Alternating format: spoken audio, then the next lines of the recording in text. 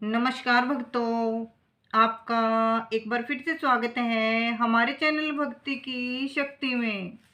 आज के इस वीडियो में हम आपको बताएंगे कि बुरे कर्मों का असर जीवन में कब दिखता है।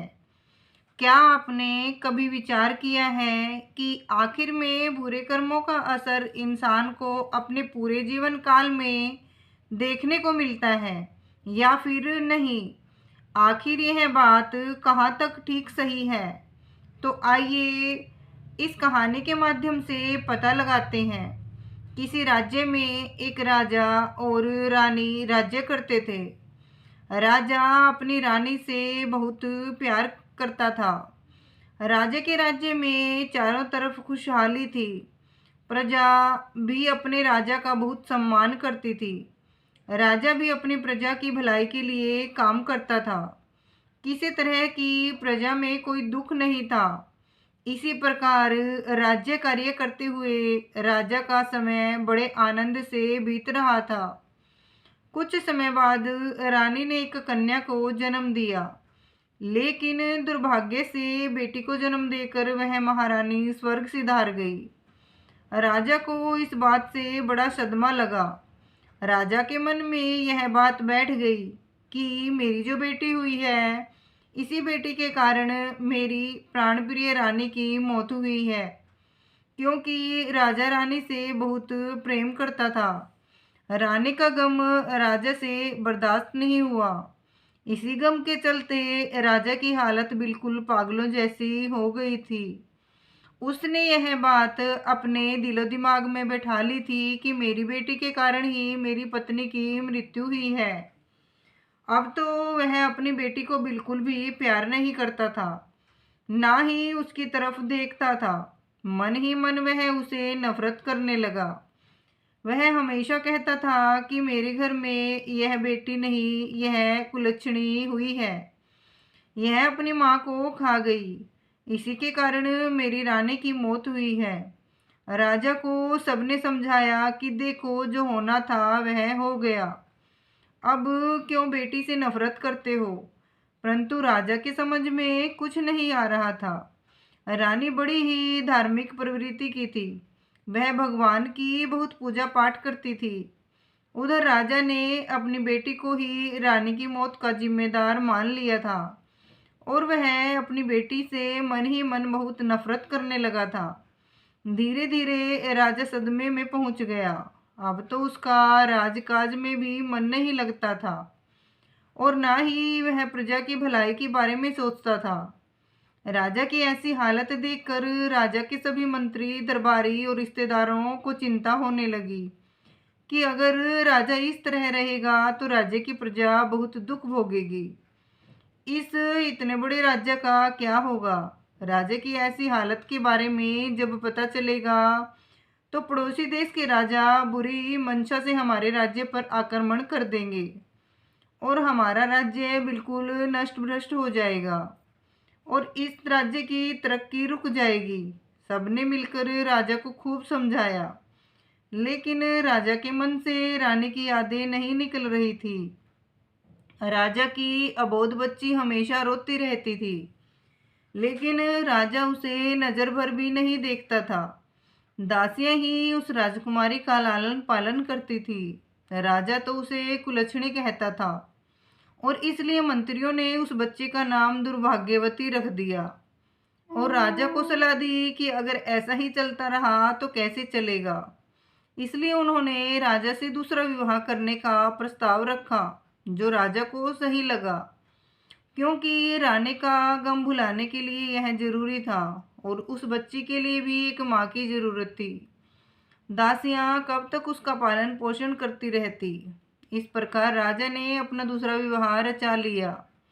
अब घर में दूसरी माँ आ चुकी थी, लेकिन उस लड़की से जब उसका पिता ही प्रेम नहीं करता था तो वह दूसरी माँ क्या खाक करती। राजा की दूसरी पत्नी भी उस लड़की से नफरत करने लगी थी। उसने कभी उस बच्ची को नहीं अपनाया। धीरे धीरे समय बीतने लगा। राजकुमारी अब 1 साल की हो गई थी और राजा तो उसे देखता तक भी नहीं था। जब वह अपने आंगन में ढुमक ढुमक कर चलती थी तब भी राजा का मन नहीं पिघलता था। राजा तो उसे नफरत की नज़रों से ही देखता था। इसका फायदा दूसरी रानी भी उठाती थी। धीरे धीरे राजा की दूसरी पत्नी भी गर्भ धारण करती है।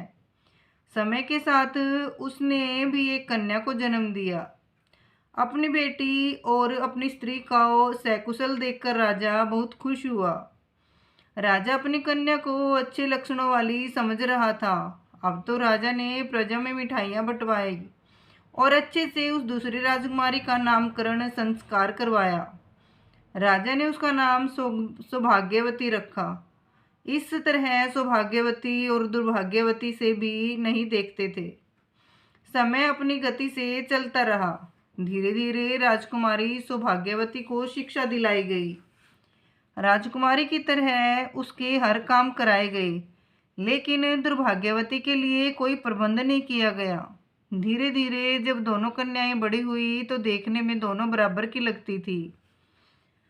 दोनों में ज़्यादा अंतर नहीं था, पर उनके पालन पोषण में राजा रानी की तरफ से बहुत अंतर था।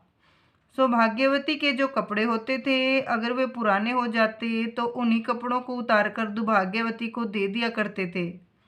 जब राजा रानी ही उसे प्यार नहीं करते थे तो दूसरा कौन देखने वाला था। बेचारी की माँ तो थी नहीं। धीरे धीरे दोनों लड़कियां सियानी हो रही थी। एक दिन रानी कहने लगी, हे स्वामी, लड़कियां बड़ी हो गई हैं, अब इनका विवाह हमें करना चाहिए। जो दुर्भाग्यवती भगवान की बहुत पूजा पाठ किया करती थी, जबकि सौभाग्यवती बड़े घमंड में रहती थी। उसे यह घमंड था कि वह राजकुमारी है, उसके पास माँ और पिता दोनों का प्यार है, लेकिन बेचारी दुर्भाग्यवती से कोई बात भी नहीं करता था। राजा कभी भी दुर्भाग्यवती को अपनी आंखों के सामने भी नहीं आने देता था। राजा ने सख्त आदेश दे रखे थे कि जब वह महल में आए तो उसकी बेटी दुर्भाग्यवती उनके सामने नहीं आनी चाहिए। दुर्भाग्यवती अब विवाह के लायक हो गई थी। शादी तो करनी ही पड़ेगी, भले ही राजा उसे कितना ही नफरत क्यों ना करते हों। रानी ने कहा, महाराज, दोनों बेटियां बड़ी हो गई हैं, इनके लिए कोई अच्छा सा वर तलाश कीजिए। राजा कहने लगा, हाँ, विवाह तो करना ही पड़ेगा और जितनी जल्दी हो जाए उतना अच्छा है। दुर्भाग्यवती तो रानी की सौतेली बेटी थी। वह उससे नफरत ही करती थी और घर के सारे काम दुर्भाग्यवती से ही करवाती थी। वह चाहती थी कि उसकी सौतेली बेटी हमेशा दुखी रहे, इसलिए उसने राजा से कहा, महाराज, क्यों न पहले इस दुर्भाग्यवती के लिए लड़का देख लेते हैं। रानी कहने लगी, इसके लिए तो कोई अंधा भिखारी लड़का ही ठीक रहेगा। वह कहाँ राजमहलों की लायक है, जहाँ भी जाएगी पता नहीं क्या करेगी। यह तो अपनी माँ को खा गई, वहाँ भी ना जाने क्या क्या कर देगी। इसके कारण हमें ना जाने क्या क्या सुनने को मिलेगा। इस पर राजा ने कहा, रानी साहिबा, आप बिल्कुल ठीक कहती हैं। राजा ने तुरंत ही अपने महल में नाई और पंडित को बुलवाया और कहा, दुर्भाग्यवती के लिए एक अंधा और परिवार से हीन वर ढूंढ कर आओ, जिसका कोई परिवार ना हो। राजा की आज्ञा पाकर नाई और पंडित वर की तलाश में निकल पड़े। वे चलते चलते बहुत दूर एक गांव में जा पहुँचे, जहाँ मंदिर के बाहर उन्होंने एक बूढ़ी औरत को बैठे देखा। उसका एक बेटा था। माँ बेटा दोनों भीख मांग रहे थे। बेटा अंधा था और घर के नाम पर एक टूटी फूटी घास फूस की झोपड़ी पड़ी हुई थी। नाई और पंडित उसे देखकर बहुत खुश हो गए, क्योंकि कई दिनों से उन्हें वैसा वर नहीं मिल रहा था जैसा राजा चाहता था। नाई और पंडित भिखारिन के पास गए और उसने कहा, माई, हम तेरे बेटे के लिए एक बहुत अच्छा रिश्ता लेकर आए हैं। यह सुनकर भिखारिन पहले तो हंसी और फिर कहने लगी, क्यों भैया, क्यों मुझ भिखारिन का मजाक उड़ा रहे हो? भला मेरे अंधे बेटे से कौन विवाह करेगा? तब नाई ने कहा, अरे नहीं, वास्तव में हम आपके बेटे के लिए एक बहुत अच्छा रिश्ता लेकर आए हैं, और वह भी राजमहल से। यह सुनकर भिखारिन को विश्वास नहीं हुआ, लेकिन जब उसे राजमहल से नाता जुड़ने की बात पता चली तो वह तुरंत राजी हो गई। नाई और पंडित उस भिखारिन के बेटे के साथ रिश्ता तय करके राजमहल लौट आए और राजा को पूरी बात बताई। इसके बाद राजा ने अपनी बेटी दुर्भाग्यवती का विवाह उस अंधे लड़के से कर दिया। नाम का भी उसे कुछ नहीं दिया। दुर्भाग्यवती अपने ससुराल पहुंची तो देखा कि वहां एक टूटी फूटी झोपड़ी थी, जहां बैठने के लिए भी सही जगह नहीं थी। वह भगवान से प्रार्थना करने लगी, हे भगवान, यह मेरी कैसी परीक्षा है। मुझे पति भी मिला तो अंधा। अगर जीवन साथी ठीक होता तो हम दोनों मिलकर कुछ कर लेते। खैर, भगवान जो भी करते हैं अच्छा ही करते हैं। दुर्भाग्यवती अपने पति और सास की सेवा करना शुरू कर दिया। वह उनके लिए खाना बनाती और सबसे पहले उन्हें खिलाती, फिर खुद खाती।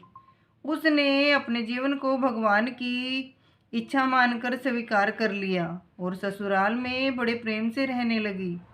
दूसरी तरफ जब काफ़ी समय बीत गया तो रानी ने राजा से कहा, महाराज, अब तो वह मनहूस लड़की हमारे घर से जा चुकी है। अब हमें उससे छुटकारा मिल चुका है। क्यों ना हम अपनी बेटी का किसी अच्छे राज्य घराने में विवाह कर दें।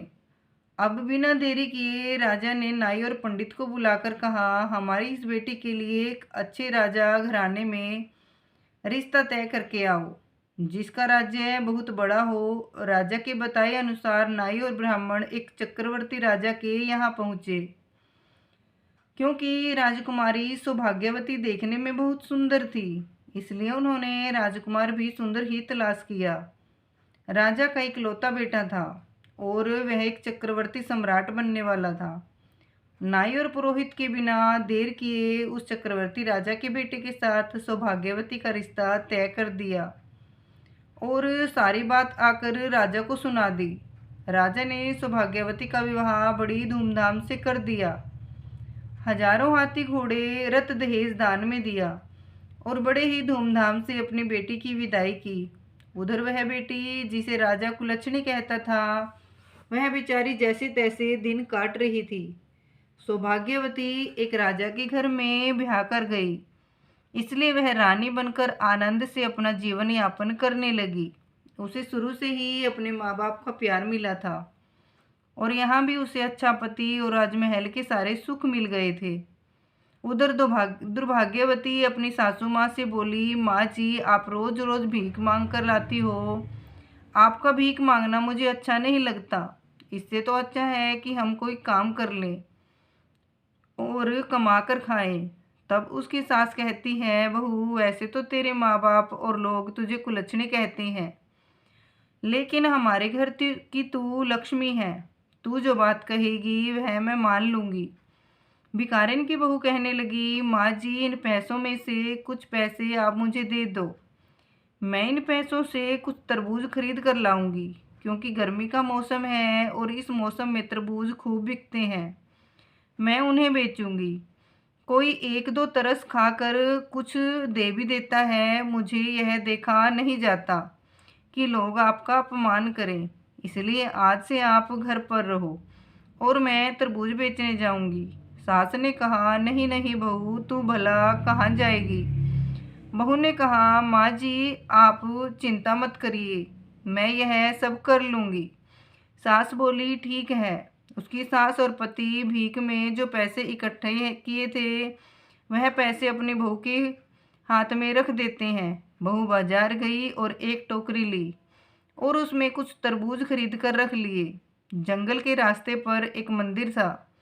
वह उसी मंदिर के सामने जाकर बैठ गई। वहां से गुजरने वाले लोगों को तरबूज बहुत पसंद आते थे, इसलिए हाथों हाथ उसके तरबूज बिक गए। सारे तरबूज तो बिक गए, केवल 2 तरबूज उनके पास रह गए थे। उसी समय संयोग से विधि और विधाता भगवान उसी रास्ते से गुजर रहे थे। विधि कहने लगी, हे स्वामी, देखो कितने सुंदर तरबूज की खुशबू आ रही है, मुझे भी ये तरबूज खाने हैं। विधाता बोले, देवी, कहाँ तुम इन तरबूज के चक्कर में पड़ रही हो, चलो हमें उज्जैन पहुँचना है। विधि ने कहा, नहीं प्रभु, मुझे तो ये तरबूज खाने हैं। माता विधि जिद करने लगी और कहने लगी, देखो, स्त्री तरबूज बेच रही है और वह तो आपकी भक्त है। हे प्रभु, हमें उससे तरबूज जरूर लेना चाहिए। माता विधि और विधाता ने एक बूढ़े और बूढ़ी का रूप धारण किया और पहुंच गए। उस तरबूज वाली के पास मात्र वो ही तरबूज बचे थे। माता विधि और विधाता ने फटे पुराने वस्त्र पहने थे। एक दूसरे का हाथ पकड़े हुए वे उसके पास पहुंचे। जाकर कहने लगे, बिटिया, हम दोनों भूखे हैं, क्या हमें कुछ तरबूज खाने को मिलेगा? तो दुर्भाग्यवती ने उन दोनों तरबूज दे दिए। उसके बाद माता विधि कहने लगी, बिटिया, हमारे पास तो तुम्हें देने के लिए कोई पैसे नहीं है। हम कहाँ से पैसे देंगे? हम तो भूखे थे, इसलिए तरबूज तो हमने खा लिए। तो दुर्भाग्यवती कहने लगी, कोई बात नहीं माँ जी, आज मैं तरबूज बेचने आई थी और ईश्वर की कृपा से मेरे सारे तरबूज बिक गए। मेरे पास सिर्फ ये 2 तरबूज शेष बचे हुए थे। अगर आपने उन्हें खा लिया तो यह भी मेरे लिए पुण्य का काम है। आप तो बूढ़ी माँ हो, मेरी कोई माँ नहीं है, और आपने मुझसे इतने प्यार से बेटी कहा है। बेटी शब्द सुनने के लिए तो मेरे कान ही तरस गए थे। कभी मेरे पिता ने भी मुझे बेटी का प्यार नहीं दिया। तब माता विधि बूढ़ी माँ कहती है, बिटिया, मैं काफ़ी दूर से चलकर आई हूँ और राह चलने के कारण मेरी सांस फूल रही है। मेरे पैरों में बहुत दर्द हो रहा है, जरा मेरे पैरों को दबा दो। दुर्भाग्यवती उनके पैर दबाने लगी। विधि माँ को नींद आ जाती है। विधि माँ को नींद आई तो दुर्भाग्यवती से कहने लगी, बेटी, तूने तो हमारी बहुत सेवा की है और हमारे पास तो तुम्हें देने के लिए कुछ भी नहीं है। तो दुर्भाग्यवती कहने लगी, कोई बात नहीं माँ जी, मेरी कोई माँ नहीं है, तुम्हारी सेवा करके तो मुझे माँ जैसा प्यार मिला। ऐसा लगा जैसे तुम मेरी माँ हो। तब माता विधि कहती है, अच्छा बेटी, अब हम चलते हैं। जाते हुए माता विधि ने विधाता से कहा, हे प्रभु, अगर आपकी झोली में कुछ पड़ा हो तो इस बेचारी को दे दो। ये बेचारी बड़ी ही गरीब है और इसके पिता ने इसके साथ बहुत अन्याय किया है। विधाता बोले, देवी, मेरे पास तो मेरी झोली में केवल भभूति है, इससे इसका क्या भला होगा? माता विधि बोली, प्रभु, लोगों का भला तो आपके भला कहने से ही हो जाता है। फिर भी मन समझाने के लिए माता विधि ने विधाता की झोली से कुछ भभूति निकाली और उस बेचारी को दे दी। वह भभूति उसने अपने साड़ी के पल्लू में बांध कर रख ली। शाम को जब वह अपने घर पहुंचती है तो अपनी सासू माँ से कहती है, माँ जी, आज एक बूढ़ी माँ और एक बूढ़े बाबा की सेवा करके मुझे अपार सुख मिला। माँ जी, आज की कमाई में मेरे सारे तरबूज बिक गए। अब आपको और मेरे पति को कहीं भी भीख मांगने की ज़रूरत नहीं है। हम मेहनत से काम करके अपना गुजारा करेंगे और ईश्वर की कृपा रही तो हम भी एक अच्छी ज़िंदगी जी सकेंगे। आज से हमें भीख नहीं मांगनी है। उसकी सास बोली, बहू, मैं तेरी जैसी बहू पाकर निहाल हो गई। मैंने तो कभी सोचा भी नहीं था कि मेरे बेटे का विवाह होगा। मुझे नहीं पता था कि मेरे बेटे के नसीब में इतनी संस्कारी और लक्ष्मी जैसी बहू लिखी हुई। मैं तो भगवान की बहुत आभारी हूँ कि उन्होंने मेरी बेटी की किस्मत में तुम्हें लिखा। वह कहने लगी, माँ जी, आज एक बूढ़े बाबा और एक बूढ़ी अम्मा आई थी। उन्होंने मुझे ये विभूति दी है, मैं इसका क्या करूँ? उसकी सास बोली, बहू, थोड़ा रुक जाओ, अभी मेरा बेटा आएगा, जैसा वह कहेगा तुम वैसा ही करना। शाम को जब उसका पति आया तो दुर्भाग्यवती ने कहा, स्वामी, आज मुझे एक बूढ़े बाबा ने मुझे ये विभूति दी है, मैं इसका क्या करूं? उसका पति बोला, एक काम करो, घर के चारों कोनों में इसे छिड़क दो, जो बचे उसे संदूक में रख दो और थोड़ा विभूति तुलसी के गमले में रख दो। वह बोली, ठीक है, मैं ऐसा ही करूँगी। उसके बाद दुर्भाग्यवती ने ऐसा ही किया और फिर रात में पति को खाना खिलाया, फिर खुद खाकर घर की सफाई करके सो गई। सुबह उठते ही उसने देखा कि उसकी झोपड़ी की जगह एक बहुत सुंदर महल बन गया है। चारों कोनों पर हीरे मोती चमक रहे हैं, धन के अंबार लगे हुए हैं और अनगिनत धन से घर भरा हुआ है। यह देख उसे बड़ा अचंभा हुआ। वह दौड़ी दौड़ी अपनी सास के पास गई और बोली, माँ जी उठिए, देखिए क्या चमत्कार हो गया। उसकी सास की आंख खुली तो उसने देखा कि उनका घर पहचान में भी नहीं आ रहा था। वह बोली, अरे बहू, क्या हम तेरे मायके में आ गए हैं? आज तक तो तेरे पिता ने कभी इधर मुड़कर भी नहीं देखा। दुर्भाग्यवती बोली, यह मेरे पिता का घर नहीं है, यह तो हमारा घर है। देखिए, शायद भगवान की अनुकंपा हुई है, उनके कारण मेरे भाग्य बदल गए हैं। शायद वे बूढ़े बाबा और बूढ़ी माँ साक्षात ईश्वर ही होंगे, जिन्हें मैं पहचान नहीं पाई। भगवान को न पहचान पाने का दुख उसे कचोटने लगा और वह रोने लगी कि भगवान मेरे पास आए और मैं उन्हें पहचान नहीं पाई। उसकी सास ने उसे धीरज बंधाया, तभी उसके पति की आंख खुल गई और वह चिल्लाते हुए बोला, अरे दुर्भाग्यवती, मुझे सब कुछ दिखाई दे रहा है। यह देखकर दुर्भाग्यवती के खुशी का ठिकाना नहीं रहा। उसके पति की आंखें ठीक हो गई। यह उसके जीवन की सबसे बड़ी खुशी थी। इतनी खुशियां तो उसे धन दौलत पाकर भी नहीं हुई थी। भगवान की कृपा से अब उसका पति किसी राजा से कम नहीं लग रहा था। उन्होंने कहा, जब इतनी बड़ी कृपा हो गई है तो क्यों ना हम भगवान की चर्चा करवाएंगे, पाठ करवाएं, लोगों को अपने घर बुलाएं और बहुत बड़ा सा भंडारा करवाएं। उसकी सासू माँ कहने लगी, बेटी, तुम तो मेरे घर की लक्ष्मी हो, जैसा तुम करना चाहो वैसा करो, मैंने कब मना किया। अब दुर्भाग्यवती ने सारे रिश्तेदारों में निमंत्रण बांटे, एक पत्र अपने मायके भी भिजवाया और अपनी बहन सौभाग्यवती के घर भी एक चिट्ठी भेजी। निमंत्रण पाकर दुर्भाग्यवती की सौतेली माँ भी आई। वे तो अपनी बेटी की हालत पर हंसने के लिए आई थी, लेकिन वहां पहुंचकर उसके पिता का शर्म से सिर नीचा हो गया। वह सोच रहा था, मैंने अपनी बेटी के साथ ऐसा किया, लेकिन देखो उसका नसीब, नसीब के आगे किसी की नहीं चलती। मेरे चाहने से क्या होता जब भगवान ने उसका नसीब स्वयं अपने हाथों से लिखा हो। अब दुर्भाग्यवती के पिता को बड़ा अफसोस हो रहा था। उसने तो जानबूझकर एक अंधे भिखारी के साथ उसका विवाह किया था।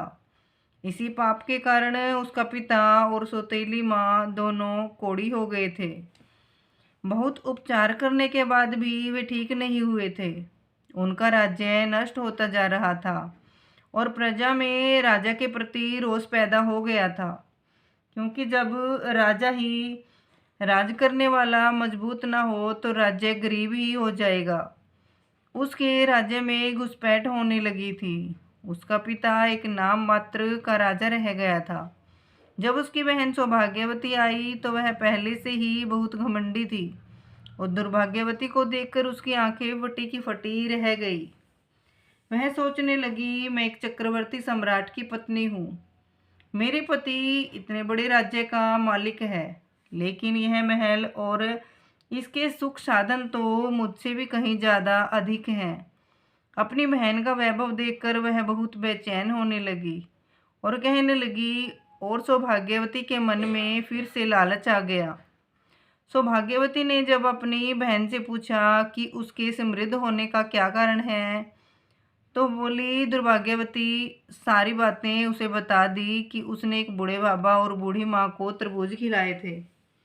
उन्हीं के आशीर्वाद से यह सब हुआ है। अपनी बहन से यह सब जानकर सौभाग्यवती राजमहल में जाकर अपने पति से कहा, देखो जी, मैं भी तरबूज बेचने जाऊंगी। उसका पति कहने लगा, अरे सौभाग्यवती, तुम ये बातें कर रही हो, हमारे राज्य में किसी प्रकार की कोई कमी नहीं है और वह तेरी बहन इतनी गरीब थी, उसकी सच्ची श्रद्धा और भक्ति को देखकर उस पर भगवान ने कृपा की है। तू क्यों जलन के मारे मरी जा रही है? तेरे पास किस चीज़ की कमी है? लेकिन सौभाग्यवती नहीं मानी। वह कहने लगी, नहीं जी, मुझे तो तरबूज बेचने जाना है। तो पति कहने लगा, ठीक है, अगर मेरी बात नहीं मानती है तो चली जा। उसने एक टोकरी तरबूज भर लिए और एक मंदिर के पास जाकर बैठकर बेचने लगी। संयोग से उस दिन भी माता विधि और विधाता उधर से आ रहे थे। तरबूज बड़े ही ताजे थे। माता विधि बोली, प्रभु देखो, मुझे तरबूज खाने हैं। यहाँ बड़े सुंदर सुंदर तरबूज दिखाई दे रहे हैं। विधाता ने मुझे बहुत समझाया, लेकिन विधि माता नहीं मानी। उन्हें तो सौभाग्यवती के तरबूज पसंद आ रहे थे। अब उन्होंने फिर से बूढ़े का वेश बनाया और एकदम से उसके पास पहुंच गए। उस दिन सौभाग्यवती का एक भी तरबूज नहीं बिका था। माता विधि कहने लगी, बिटिया, मुझे बहुत तेज भूख लगी है। गर्मी के मारे जान निकली जा रही है। बहुत प्यास भी लगी है। थोड़ा सा पानी पिला दो और हमें थोड़ा तरबूज खाने को दे दो। तो सौभाग्यवती कहने लगी, अरे हटो यहाँ से, वैसे से सुबह से बहनी तक नहीं हुई है। कहाँ से भिखारी चले आए मांगने के लिए। अब विधि और विधाता एक दूसरे की तरफ देखकर मन ही मन मुस्कुरा उठे और वहीं बैठ गए। सौभाग्यवती डंडा उठाकर कहने लगी, हटो यहाँ से। तुम लोग कितने गंदे हो। मैं यहाँ तरबूज बेचने आई हूँ। तुम्हें देखकर कोई मुझसे तरबूज खरीदने भी नहीं आएगा। अभी तक मेरा एक भी तरबूज नहीं बिका है और जब भगवान आएंगे तो मैं उन्हें कैसे तरबूज खिलाऊंगी। तुम लोग पीछे हटो। सौभाग्यवती ने उन्हें एक भी तरबूज नहीं दिया। सुबह से शाम हो गई, लेकिन विधि और विधाता वहाँ नहीं आए। वह उठकर चलने लगी और कहने लगी, अब मैं जा रही हूँ। जब भगवान साक्षात नहीं आए, उसने उस बूढ़ी से ही कहा, हे बूढ़ी माँ, आप ही मुझे थोड़ी सी विभूति दे दो। तब माता विधि विधाता से कहने लगी, हे प्रभु, इसे थोड़ी सी विभूति दे दीजिए। विधाता ने अपने झोले में हाथ डाला और सौभाग्यवती को थोड़ी विभूति निकाल कर दे दी। सौभाग्यवती खुशी खुशी अपने घर आई और अपने पति से बोली, देखो जी, मैं विभूति ले आई हूँ, अब इसका क्या करना है। इतना कहकर उसने वह सारी विभूति अपने घर में छिड़क दी और थोड़ी सी तुलसी के गमले में डाल दी। शाम को खाना खाकर सो गई। पहले तो उसे सारी रात नींद नहीं आई और जब सुबह वह उठकर देखती है तो उसने सोचा था कि घर में सुबह हीरे मोती के अंबार लगे मिलेंगे। सोच सोच कर वह बड़ी खुश हो रही थी। लेकिन जैसे ही सुबह उठी तो वह क्या देखती है, उसके महल की जगह एक झोपड़ी बन गई थी और जगह जगह कीड़े मकोड़े भिन भिना रहे थे। अब तो सौभाग्यवती मुंह पकड़कर रोने लगी और कहने लगी, हे भगवान, यह क्या हो गया। अब वह गाली गलौज करने लगी और अपनी बहन को गाली देने लगी कि इसने ये क्या करवा दिया। अब उसका पति उसे समझाने लगा, देखो सौभाग्यवती, तुम में जो लालच में आकर ये किया है, इसलिए तुम्हारे साथ ऐसा हुआ है। तुम्हारी बहन दिल की बहुत अच्छी है। भगवान ने उसकी भक्ति देखकर उस पर कृपा कर दी, लेकिन तुम लालच में थी और अपने पास जो था उसे भी गवा दिया। जो अपने पास होता है उसी में संतोष करना चाहिए। उसके पति ने उसे खूब समझाया, लेकिन सौभाग्यवती अपनी बहन दुर्भाग्यवती को कोसने लगी। वह कहने लगी, लगता है मेरी उस बहन की छाया मुझ पर और भी मेरे घर पर पड़ गई है, इसलिए हमारे साथ ऐसा हुआ है। उसके पति ने उसे बहुत डांटा और कहा, तुम अभी भी सुधर जाओ। जब यह खबर उसके मायके में पहुंची तो राजा और रानी, जो कोढ़ी हो गए थे, वह उसे देखने के लिए आई। अपने माता पिता की ऐसी हालत देखकर सौभाग्यवती कहने लगी, अरे दूर हटो तुम लोग, मेरे घर के अंदर मत आना। ऐसे माँ बाप की मुझे ज़रूरत नहीं है जो इतने गंदे हो, जो कुष्ठ रोग से पीड़ित हों। मैं ऐसे माँ बाप को नहीं रख सकती, ना ही उसकी सेवा कर पाऊंगी। मुझसे दूर रहो। उसके माता पिता अपनी बेटी के दुख में दुखी होने के लिए आए थे, लेकिन उसकी बेटी ने उन्हें डांट फटकार कर भगा दिया। और जब यह बात दुर्भाग्यवती को पता चली तो उसके माँ बाप भिखारी हो गए हैं और उसकी बहन का राजपाट नष्ट हो गया है। तो दुर्भाग्यवती अपने माँ बाप को वहाँ से अपने साथ ले गई, परंतु वे दोनों कोढ़ी हो चुके थे। उनके पाप इतने प्रबल थे कि भगवान की प्रार्थना करने पे भी वो दोनों ठीक नहीं हो रहे थे। तब उन्होंने कहा, बेटी अब हमें अपने किए की सज़ा भोगनी है, तुम हमें माफ़ कर दो। अपनी बेटी के चरण छूने के बाद क्षमा मांगकर वे दोनों उसके घर से चले जाते हैं और किसी एकांत स्थान पर बैठकर भगवान की प्रार्थना करते हैं और अपने कुकर्म की क्षमा मांगते हैं। उनके शरीर से रक्त और मांस गलगल कर नीचे गिर रहा था। भगवान ने उन्हें उनके पापों की सजा दी थी। तो भक्तों, आप लोगों को ये कहानी कैसी लगी? और आप लोग अच्छे से समझ गए होंगे कि बुरे कर्मों का असर इंसान को जीवन में कब दिखता है। उम्मीद करती हूँ कि आपको ये कहानी अच्छी लगी होगी। तो प्लीज़ हमारे चैनल को सब्सक्राइब करें और वीडियो को लाइक और शेयर ज़रूर करें। बोलिए शिव शंकर भगवान की जय हो। राधे राधे, जय श्री कृष्ण।